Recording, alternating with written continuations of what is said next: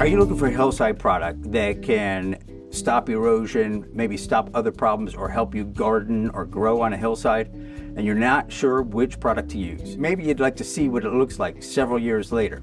Well, we have a great example for you here today.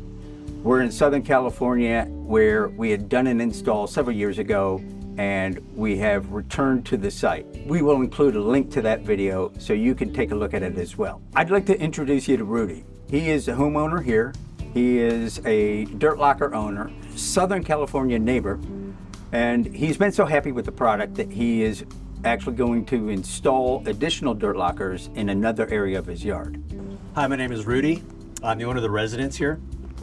I moved in here about 4 to 5 years ago.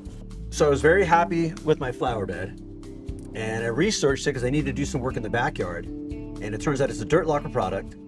And then through more investigating, I found a YouTube video, and it turns out it's my house. It's this flower bed that was filmed when they put it in. So I reached out to the owner, Mark, cool guy, and now we're working on my backyard doing the hillside.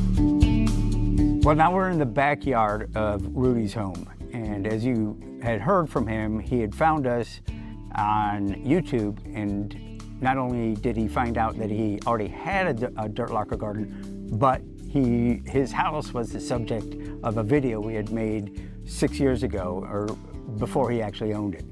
And now he came to us looking for a solution for the backyard where he had erosion from this fence. He had put in this new fence and had already seen enough erosion where it was undermining the footings for the post for this fence.